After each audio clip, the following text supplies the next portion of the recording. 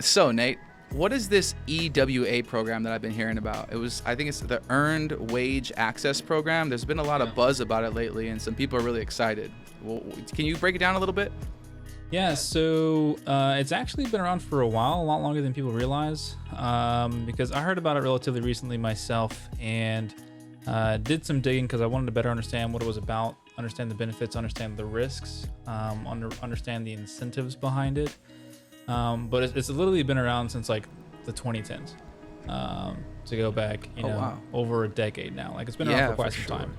Mm-hmm. It just never really caught a lot of wind for a number of different reasons, essentially. But the way it works is earned wage access means that based on how many hours you have worked during that pay period, you can get immediate access to whatever your hourly wage is for those hours, if that makes sense. So if you work 10 hours and you make $10 an hour, you'd have access to $100 instantly that you could pull out that day or the day after, essentially. So that's the idea behind it, earned wage access.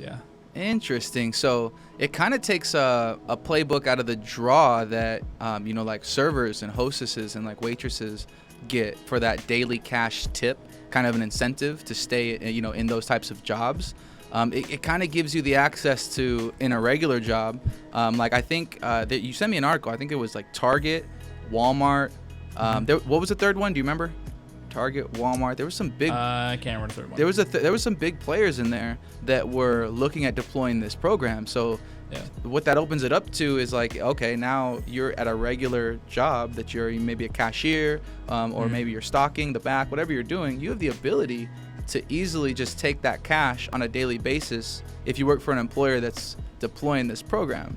That's interesting. Also, to some extent, it gives the employee a little bit more wiggle room for planning. I mean, we all know budgeting is difficult. And for the most part, I think I could speak on behalf of the majority of the people, in the United States, probably not very good at budgeting.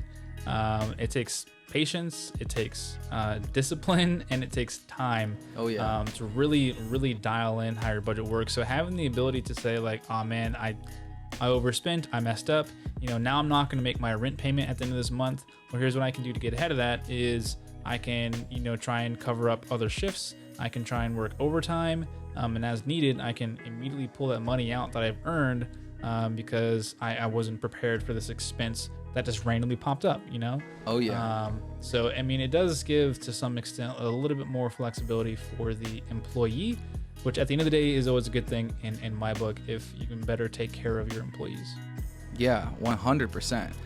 It seems like a win-win from the employer's perspective. I think one of the reasons why they were deploying this was based around employee retention, because these employees, they needed access to their money, and they might have been jumping for jobs that were going to give them a quicker access to that just because of financial hardship or otherwise. So in order to keep these employees, they're like, well, we'll be a little bit more flexible and deploy this kind of a payment plan for you guys, or a payroll system for you guys, so that you can have a little bit more access to that money. I think that's pretty cool.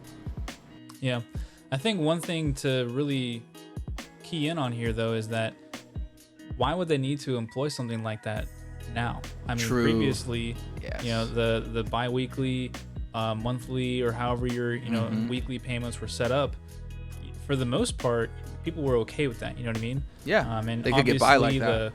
And the limitations of technology had to play in that as well, as far as like the means and efficiencies of getting people paid when they want to get paid. But it really highlights right now that the economy is extremely strained, because I mean it's on wit's end essentially.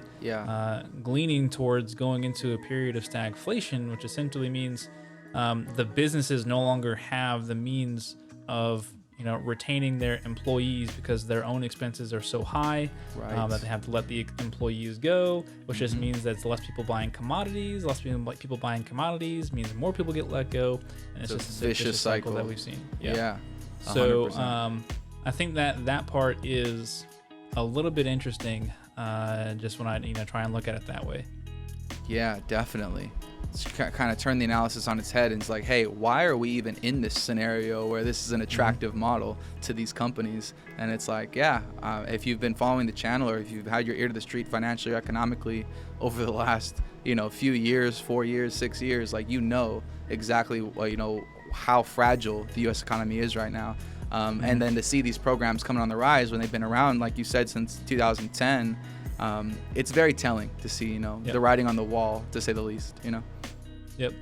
And tying in this little nugget too is there's a lot of buy downs taking place. And what I mean when I say that is, people in the upper middle class, more of them are shopping at places like Walmart, Target, and Costco, whereas typically they'd be shopping from places that are, higher in terms of food quality and merchandise quality for the higher ticket price. But they're not able to afford that anymore, so they're shopping down or they're buying down. Yeah. But what that means is that, the big box companies like Walmart and Target, because they have this influx of people who are shopping down, they don't have to adjust their prices anymore for the main street people who are actually should be shopping there, because that's the one place they can afford. So now they're going to have to shop down to even smaller box companies like, Dollar General or, wherever you're going to go. Or otherwise. Exactly. Get their needs met. So, I mean, I think it's, kind of hitting this from two different layers here, from the employee side to the actual consumer side of things to really pay attention to. Right. And realize that, like, everything is just across the board, more expensive. I know this kind of went down a rabbit hole, starting off with EWA, but I feel like all these definitely tie together. They do, and it makes sense. And I'm just going back to the article right now. There was something in there that actually caught my attention. Now that you're bringing all this to light, the CFPB actually recently said it plans to issue, quote, further guidance on EWA sometime soon. In the meantime, state laws may pose a challenge as regulators around the country attempt to regulate the industry. So think about that. It's been around since 2010, and this wasn't a stance that was actively held by the CFPB or any of these people that are trying to attack this way of doing these things. But now, with these things, how they've evolved to the point where they are today, it's like, wow, you can see how effective this plan might be for an employer or for a employee or for the consumer, and the actual effect it's going to have on the consumer. But it will have such a profound effect on the economy that the CFPB thinks it needs to step in and regulate and figure out, whoa, am I going to allow this to happen on a massive scale where the adoption of this is going to happen better than bi-weekly or, semi-monthly or however you're going to be paid? So I think that's really interesting to see, and I wonder what's going to come of that. Well, there's definitely a lot of scrutiny behind it because, previously the way employees would cover their basis if they realized that they didn't have enough money to, make it to the end of the month or, the end of the 2 weeks or whatever, is they'd get a payday loan. Which, in some cases had like ridiculous interest rates on them. Yeah, it could be hard money. It could be wild. Yeah. Right. Which is why the CFPB had to step in essentially and kind of prevent these, predatory use cases on the employees. Right. So I think, the main reason why they're stepping in is to ensure like nothing like that is occurring. Really, because there probably isn't a lot of, moderation or oversight in the overall payday process or payment processing for those who are on like an EWA program. Right, specifically. Is the way that I kind of look at it. They want to lay out some framework of guidance to protect the consumer from the business who thinks they're going to be deploying this. Yeah. But, this always makes me think of what we're doing through the application, right? Secure Vault, and the ability for businesses to take care of their employers in a means that's, number one, transparent, instantaneous, and gives everybody essentially, instant to near instant access to their money if they need it, when they need it, in a platform that can also generate, a positive interest for them. Right. I think is kind of the interesting solution here. It's like we've already been ahead of this, through the development of our application, essentially. Yeah. 100%. Yeah, just people that have the ability, or businesses that have the ability to just transact and secure dollars. It's a mandatorily tax accepted event. You don't have to report that anywhere or file that anywhere. There's no tax for you or for the person that received them. That has profound effects for a business. and your ability to pay your employees. You could also set it up in a way where, yeah, if you wanted to pay them daily or you wanted to pay them hourly or anything like that, we could figure that out within our system easily. You know, and these transactions are remitted instantaneously around the world, and there's no fee in it. So, you know, it'd be amazing for businesses to explore our program and see, you know, what it looks like to onboard your business with your number of employee count, you know, so we can make sure they all have wallets as well. You have a wallet, a master wallet you're going to be paying them from. This is a great use of the technology. And I think that the more that we get it in front of people, the more that Overton window around using this kind of things and deploying them in traditional business is just going to get more and more towards acceptable. And then, you know, sky's the limit at that point. Yeah. And also, you know, it reinforces good practice in your finances, because we're all about, you know, storing your wealth, protecting your wealth in actual assets. Yeah. If you don't hold assets, you essentially hold nothing. True. Not essentially, actually. You don't hold anything. You know, nothing. Fiat has nothing Fugazi behind it. Right. Exactly. In the U.S. dollar, U.S. currency systems, euros, whatever the case may be, backed by absolutely nothing other than the good faith, will and intention of that country.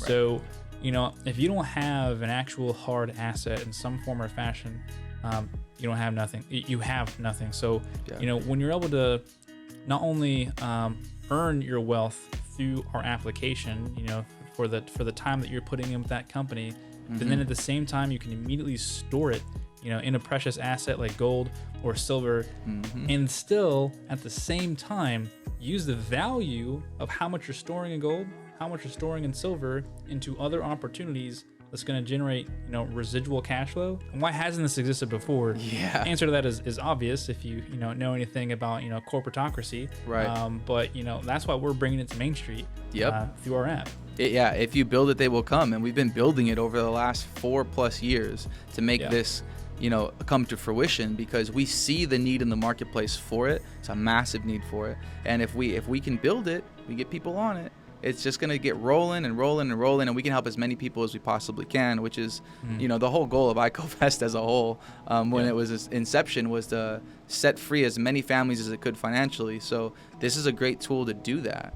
Store your wealth here, transact here, seed capital into, you know, real estate acquisitions or life insurance syndication or staking programs. So, you know, there's so many ways you can create cash flow within the app.